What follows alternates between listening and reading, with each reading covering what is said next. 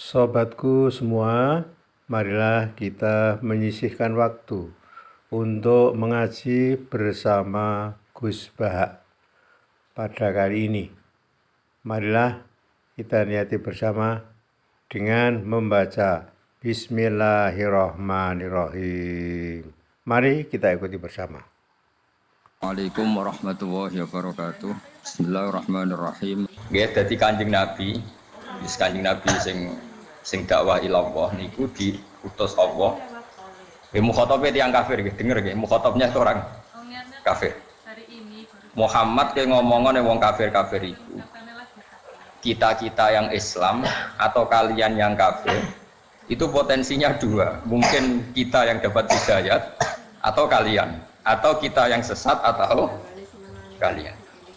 Terus misalnya itu potensi sama-sama sesat, sama-sama benar, toh nanti saya ya gak dimintai tanggung jawab atas apa yang kalian perbuat, kalian pun gak dimintai tanggung jawab atas apa yang saya perbuat. Terus ketiga, lalu apa gue mikir wong sok ben finale keputusan dengan apa pengeran. Berarti ada tiga frasa, ada tiga qodiyah kalau dalam bahasa Arab.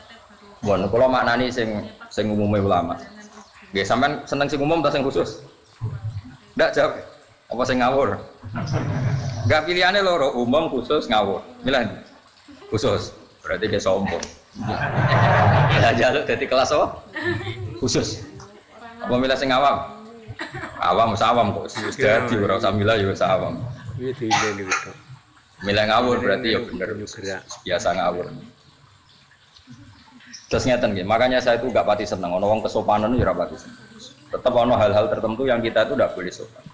Jadi gue senangan. Tapi ada hal tertentu yang kita harus sopan karena kebenaran itu harus kadang diungkapkan dengan kekerasan, dengan ketidaksopanan, tapi itu jadi baik. Seolah lagi itu jadi baik. Ini tak contohkan ya. Enggak saya beri analogi. Ya, saya beri analogi. Analogi itu kias atau padanan. Saya mangkel sama penjahat. Penjahat itu mengklaim kalau dia jadi penjahat itu karena sistem sosial yang nggak adil sehingga dia jadi penjahat. Itu kamu ngomong kamu penjahat atau bisa saja pikiran Anda benar, nanti diputuskan di pengadilan. Saya atau kamu itu sama-sama mungkin benar atau sama-sama mungkin salah, nanti biar diputuskan di pengadilan. Omongan seperti itu ngakui penjahat itu benar atau memang dia kita beri tenggat waktu supaya berpikir yang objektif sambil menunggu nanti di pengadilan. Nah, karena Allah itu pengadilannya di akhirat, seorang lagi Allah itu pengadilannya di akhirat. Nabinya disuruh bilang gitu, Muhammad bilang ke mereka, sudahlah saya ini yang dapat hidayat atau kalian itu tidak penting, yang penting sama-sama tidak bertanggung jawab, nanti finalnya biar diadili oleh Allah. Sebetulnya makna pokoknya seperti ini, saya ulang lagi makna pokoknya seperti ini. Tapi kalau ada ulama pakai metode ini itu dituduh apalagi oleh orang Islam garis ekstrim. Kira usah takut alumni mana, paham ya? Mari jadi fitnah. Itu dianggap itu mengkaburkan kebenaran, seakan-akan Nabi mengikrori kebenaran mereka. Makanya ini masalah. Ning dinggon wong alim ku anane masalah. Mbok minterno umate sing bodho ya kangelan, wong dadi wong alim ya angel tenan. Angger kok kowe wis alim ya keminter. Mulane ya angel dadi wong alim. Sing mari angel kaya kula ya mergo ikhlas dadi ora peduli setuju ra setuju ora penting. Saya ulang lagi ya, ini penting sekali. Sehingga orang-orang misalnya sekali Pak Quraisy Shihab itu beliau bilang Islam yang saya anut termasuk dalilnya pakai wa inna uyakum ala hudan au fi dhalal mubin, bahwa kita ada kesusu bikin keputusan sekarang toh nanti Allah yang memutuskan. Itu terus orang yang nggak cocok tentu nganggep wah ini bias, ini kebenaran kok jadi bias, macam-macam lah orang macam. Tapi ini. Tapi saya pastikan makna ayat ini memang demikian, makna ayat. Dan Imam Suyuti pun ngakui kalau maknanya demikian, cuma motifnya adalah memberi tenggat waktu berpikir. Jadi bukan urusan ikrar dan tidak ikrar. Makanya kemudian kita barokah ya, kita semua ada paham Quran ya barokah, karena timbang paham keminter atau ora paham terus tahlilan atau moro kuburan sing sitok darani bid'ah, sitok darani barokah, lucu-lucunan sembok ketemu pangeran, paham ya. Ini kan lucu, kita debat tahlil barokah, sing sitok darani bid'ah. Kayak orang no pangeran lah apa gontok-gontokan pada akhirnya final keputusan itu di siapa coba? Di PBNU apa di PP Muhammadiyah? Apa di Mahabi? Tetap keputusannya di Allah. Kalau keputusan Allah kan santai saja. Kira-kira nanti Allah itu kayaknya gampang maklumi. Segera tahlil dari pengiran, jangan kira tahu diundang kan, sesuai ini ngono mirip kita. Nah segera repot tak sing diundang, panjang rezeki mu ngono juga sebenarnya aja ya repot. Nah nanti Allah ngendikan ngono ya repot. Tapi yang jelas rahmatnya Allah itu cukup untuk dua-duanya. Wah, rahmatnya Allah pasti cukup untuk.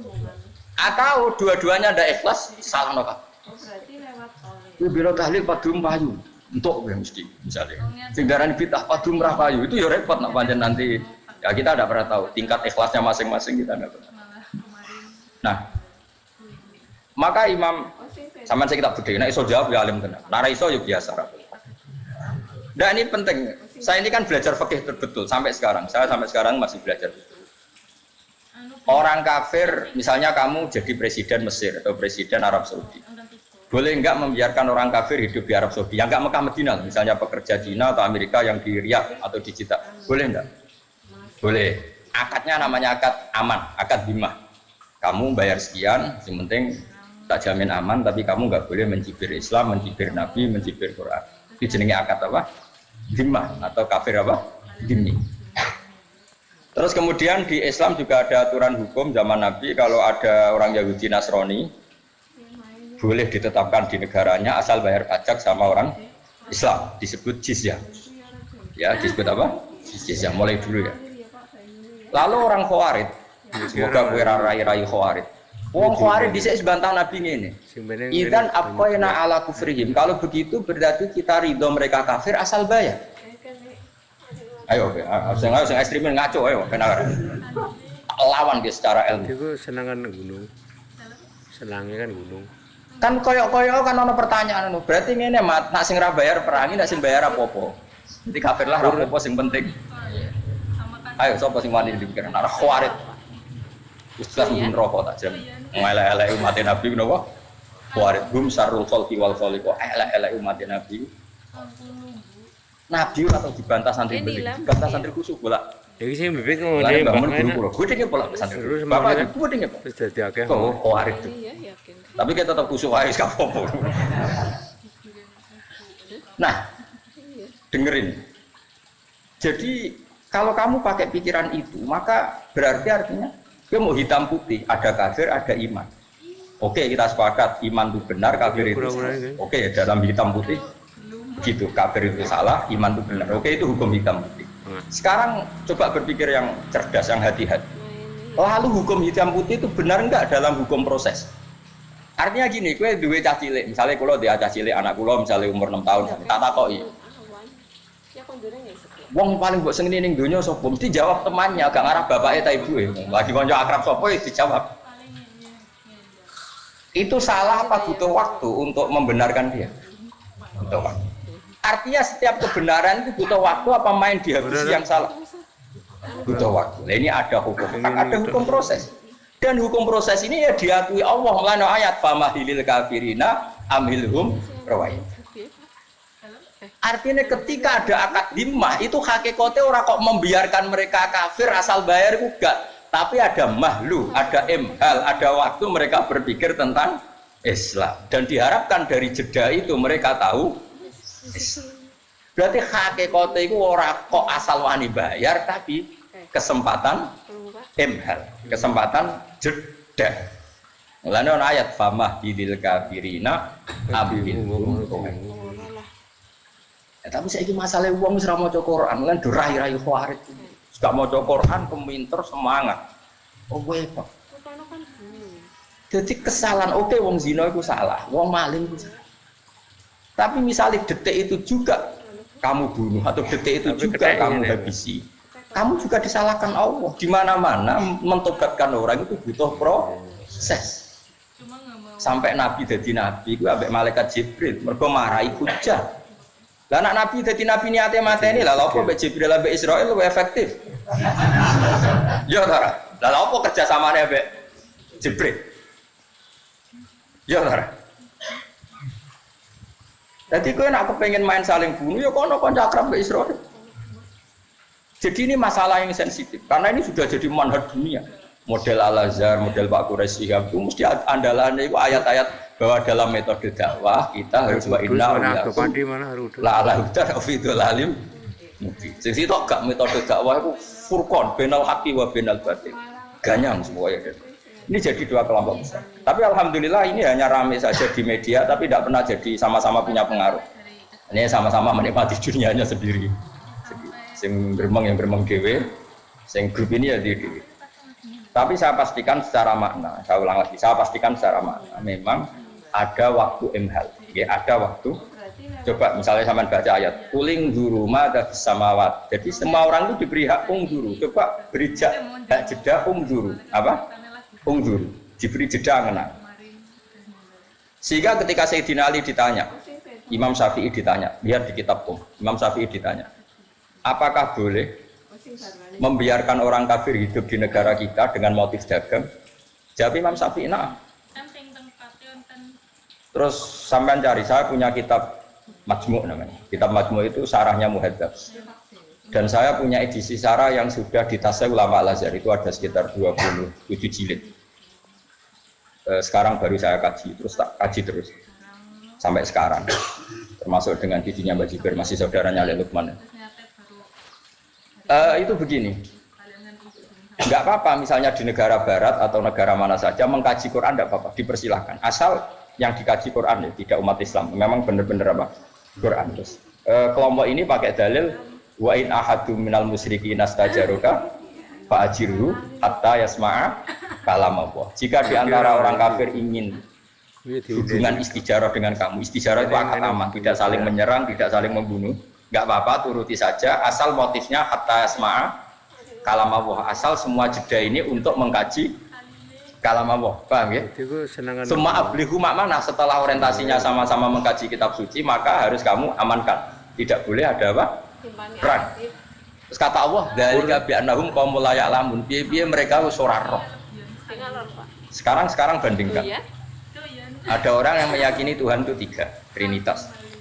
Ada orang yang meyakini batu besar itu Tuhan, atau Lata Uzza itu Tuhan. Ada orang yang meyakini Logos itu Tuhan. Macam-macam. Kemudian teori-teori ini bandingkan dengan satu teori Islam bahwa Tuhan itu Allah. Tuhan itu pasti satu. Di situ ada argumentasinya. Misalnya kalau kana ma'ahu alihatun kama yaquluna idzal labtahu dzil arsy sabila. Ada ayat lagi idzal ladzhaba kullu ilahim bima khalaqa wala ala ba'duhum ala. Kalau Tuhan itu banyak pasti saling pamer-pamer karyanya dan saling bertarung. Jadi akhirnya kita harus jadi pangeran ku sibuk taruh. Nah, kemudian di Quran diteraskan detail. Kalau Tuhan itu 2, pasti sama-sama ingin bikin bumi. Ternyata buminya jadi 1. Berarti kan ada yang nggak kasil jadi Tuhan karena gagal bikin bumi. Atau dua-duanya kasil bikin bumi. Bikin bumi. Maka itu belum tukaran, baru kompetisi. Ukuran tukaran udah begitu kata Quran. Ini yang cerita Quran. Ukuran tukaran gini, yang satu ingin bikin bumi, yang satu ingin dah. Yang satu bilang gini, kuni ardon, silakan bumi wujud. Yang satu bilang, la takuni ardon, jangan jadi bumi. Ternyata buminya ada. Berarti menang mana? Menang yang.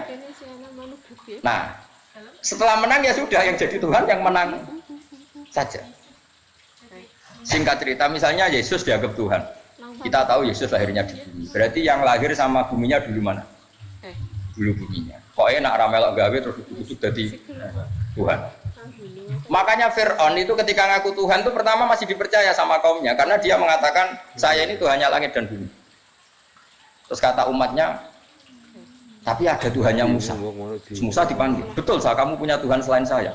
Ma'alim tulakum min ilahin ghairi. Selalu saya yang jadi Tuhan di bumi itu saya. Ngaku ngalor ngidul diceluk pangeran waku. Ini kata Fir'aun. Ya kalau gitu Tuhannya langit jari Musa. Iya. Haman diceluk. Haman aku gak ono piramida, tak delok ning dhuwur ono pangeran ta ora. Intinya Musa tidak bisa mengalahkan Fir'aun dalam perdebatan ini. Terus Musa ganti jurus. Gini saja, sing nuhani buyut-buyutem. Itu sekeliling Fir'aun, ajudan-ajudan Fir'aun semuanya langsung iman. Mereka mereka berpikir, Rabbukum wa rabbu abaikumul. Ya Fir'aun dibati buyut. Nak pangerane Fir'aun, nak pangerane terlambat. Bayar ati pangeran, nak pangerane lagi lahir.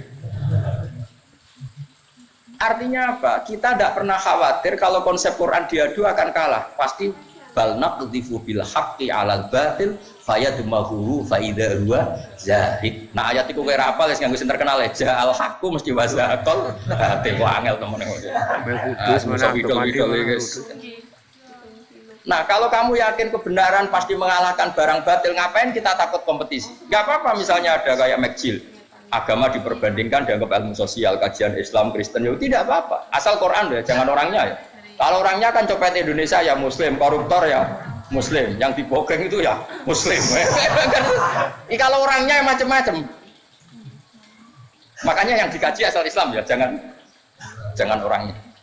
Oh berarti lewat oleh. Nah, kalau kamu yakin barang hak bisa berkompetisi dengan barang batil dan pasti menang hak, ngapain Anda khawatir memberi waktu jeda? Nah, itu sih dimaksud Quran, bal naqdhifu bil haqqi 'alal batil mesti fayadmahu fa idza huwa zahid. Nah, karena PD-nya kebenaran ini sehingga Quran memberi jeda sama orang-orang kafir. Enggak apa-apa, kita enggak perang, enggak apa-apa. Asal orang ngomong Islam ya enggak dilarang, ngomong kafir ya enggak dilarang. Kita kompetisi. Wa fi dzalika falyatanafasil mutanafis. Makanya, nah, kelompok ini kuat sekali di Al-Azhar.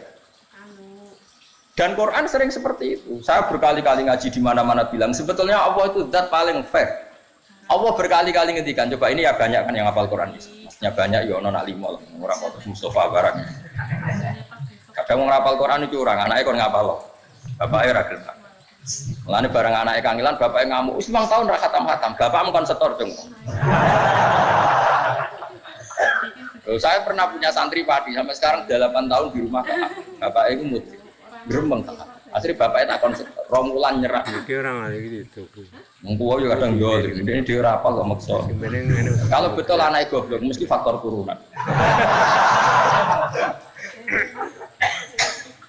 Saya ulang lagi ini barang saya akan ngomong begini terus sampai mati. Jadi gue senang sampai mati sampai ketemu pangeran. Sebenarnya Allah itu fair. Allah berkali-kali ngendikan gini, ini di awal surat juz 26. Qul ara'aytum ma tad'una min dunillah aruni madza khalaqu minal ardi am lahum syirkun fis samawati. Kata Allah enggak apa-apa saya ada Tuhan enggak apa-apa. Tapi yang kamu anggap Tuhan tunjukkan reputasinya. Apa mereka bikin langit dan bumi? Kalau misalnya enggak kuat bikin langit bumi urun ya am lahum syirkun fis samawati urun semen sitok, sementing urun. Misalnya Yesus kamu katakan Tuhan apa ikut menciptakan bumi yang lahirnya di bumi berarti bumi sudah ada. Fir'aun lahirnya di bumi ada tanggalnya sebelum Masehi berapa tahun. Kecuali kowe ngene Fir'aun lahirnya ning awang-awang ora ono langit bumi. Wong Fir'aun lahirnya ning Mesir. Wis ono Nil. Ucuk-ucuk dadi pangeran rapi lo gawe kok dadi. Sebenarnya pangeran wis fair. Aruni baca apa? Mereka Tuhan gak apa-apa. Kamu aruni mata kholaqu minal ardi. Tunjukkan ke saya reputasinya gawe langit bumi kok. Agak iso gawe urun. Am lahum syirkun sama urun. Syirkun urun. Jadi Tuhan ku fair. Tapi ayat-ayat ini gak populer. Mubalek ku mau nerang tolong ayat ana wong mati dalil kullu nafsi dha'iqatul maut. Nah ana wong kawin wa min ayatihi. Nah ana wong sunat wa mayarghabu amillati Ibrahim illa man safiana. Makanya seperti ini akan ditutup Jibril. Karena kenapa Quran jadi 3 ayat? Aneh hati-hati, nanti dihisab. Orang paling minim dihisab Jibril itu saya karena masih utuh 30 juz. Yang Quran udah ditolong ayat itu. Coba sekarang sampean tak ceritani. Orang wong cerdas wong Mekah kok Jubair bin Mut'im bin Adi. Mut'im bin Adi cerdas umur. Mut'im bin Adi itu filosof, pakar. Ketika perang Badar orang kafir kalah, itu ada sekitar 70 orang kafir yang ditawan di Medina. Singkat cerita Mut'im bin Adi ini jadi jubir orang kafir untuk membebaskan tawanan lewat tebusan. Lah iki nak tebusan iki cara khawarit berarti Muhammad ngembarno wong kafir asal mbak. Iku kowe kafir, kang keyakinan iku kafir. Berarti ki suudzon mbek Kanjeng. Tapi sing bener adalah Islam membiarkan kompetisi bainal haqqi wa bainal batil, toh akhirnya menang barang hak. Awas eling-eling, awas ki masalah pikiran. Tak tuntut yo gitu. Hal iku ora kok ngembalno kafire gak mergo mesti menang. Kaya kowe lah, kowe misale ada anak Miktisen kuat terus tukaran mbek cak SMA. Kira-kira mbok baro mbok pisah. Barno wae mesti menang ngono maksudnya. Ya paham. Nanti kowe misah mergo anakmu retoreten potensi kalah. Ya kan? Kowe nak yakin menang kira-kira mbok baro ta mbok pisah? Barno. Lah ngembarnone Islam kompetisi hak mbek adil koyo ngono iku.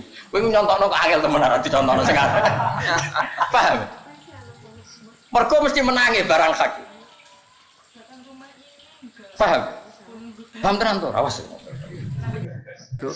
Nah, barang Mut'im bin Adi jadi delegasi. Apa? Bebas no tawar. Nabi pas maghrib, dalam maca surat ya adalah panjen Nabi wong keramat ya, mukjizat. Nabi maca surat maca Quran. Nabi nak maghrib pas iku dalam maca surat At-Tur. Wattur wa kitabim mastur fi rahim mansur wal baitil ma'mur wasaqu. Terus ayat terus sesuai ayat am khuliqu min ghairi syai'in am humul khaliqun am khalaqus samawati wal ard bala yuqin. Tak terjemah ya mana? Am khuliqu min ghairi syai'in, apakah alam raya ini semua penghuninya itu diciptakan tanpa sebab, tanpa pembuat, tanpa yang menciptakan? Am humul khaliqun, atau yang mereka orang-orang kafir merasa sebagai pencipta langit bumi? Ya sudah, am khalaqus samawati wal ardh, apakah Tuhan itu menciptakan langit bumi? Atau mereka yang menciptakan langit bumi? Bal la yuqin, mereka pun tidak yakin. Artinya gini, ayat itu artinya gini. Kalau selain Allah itu Tuhan, tunjukkan apa mereka bikin langit bumi. Fir'aun lahir di bumi, Yesus di bumi, Lata Hubal di bumi. Bahkan materinya dari batu. Wong materi ini kok watu kok jadi pangeran. Watu pangeran Hubal di watu. Barang tiga imripat terus jadi pangeran kan, jadi pangeran aneh. Buat terus-terusannya ayatnya. Am khalaqus samawati wal ardh. Kalau kamu tidak ngakui Allah sebagai Tuhan, ya kamu harus yakin kalau langit bumi kamu yang menciptakan. Wong apa wis ra pangeran berarti pangerane kowe berarti sebagai langit bumi. Bal la yuqinun, mereka pun enggak ngaku ya pancen gawe langit bumi. Jubair Mut'im bin Adi saking enggak kuat marani Nabi sungkem. Ya Muhammad ma taraf tali aku nasihat. Muhammad utek-utek nglawan. Wis iman. Mergo logika iya. Nak pangerane Lata Hubal lahire ning bumi. Nak pangerane manusa ora melok gawe langit bumi. Itu senangan iman entek akal entek. Tapi ayat ini mubalek ora apal lagi. Dan ini masalah.